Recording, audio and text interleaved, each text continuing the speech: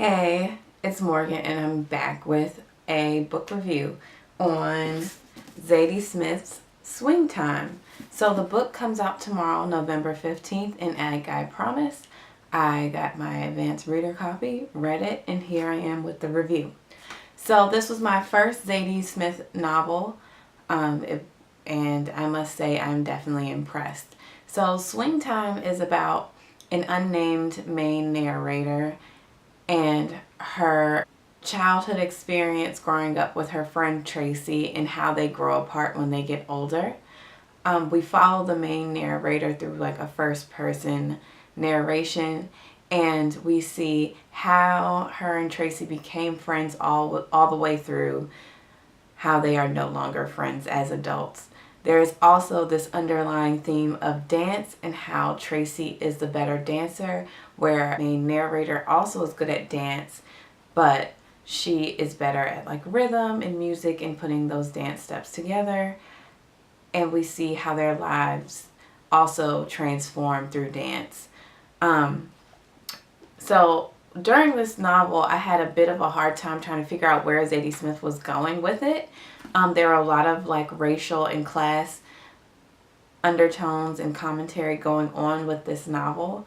And once I actually read the New York Times piece on Zadie Smith in this book, it all came together for me. And my first thing was, what is the name of the narrator?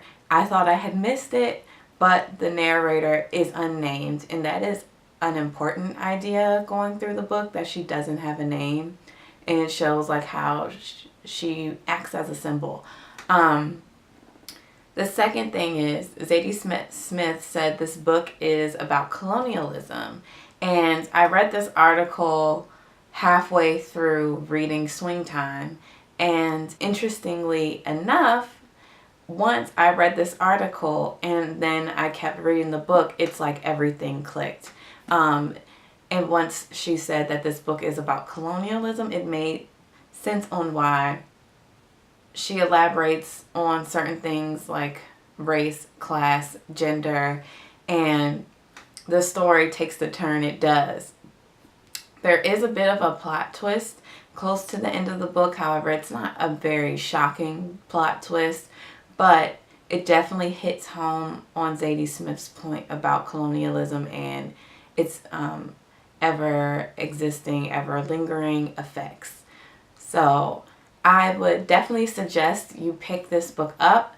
I am going to keep this review short because the more I talk about it, the more I want to actually go in depth and talk about like how I analyze the book. As you can see, there was a lot of tabs on here.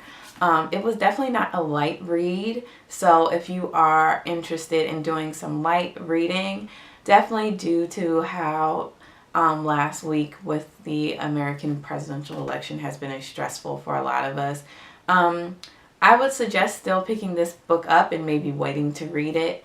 Or if you are interested in something, how the effects of colonialism have an effect and maybe even tying it to the events that are happening now, I would still suggest getting this book and reading it right now. Those who I've told that I've read this book and that this is my first Zadie Smith book have also told me to pick up White Teeth. So I have that book now. I'm not going to read it at this moment, but I'm excited to read it. They still say this isn't as good as White Teeth, but I mean, if White Teeth is such a good book that everyone says, it's very hard to live up to a book when everyone just thinks it's so great. It's hard to write a second novel just as good. But I do applaud Zadie Smith, and this was actually a really great read. If you're a teacher, I could see someone using this book as a main text in their classroom, like if they did some type of like colonial literature, even maybe African American literature or multicultural literature, something of that nature. So yes, thank you for watching this review, and please let me know if you pick up the book or if you won't be picking up the book. Let me know why. I don't think it'd be a problem picking this up in paperback. Although, if you are a hardcore Zadie Smith fan, I'm sure you'd be one of the people ready to pick it up on Tuesday. So thank you for watching, and I will be back with another review sooner than you think. Bye!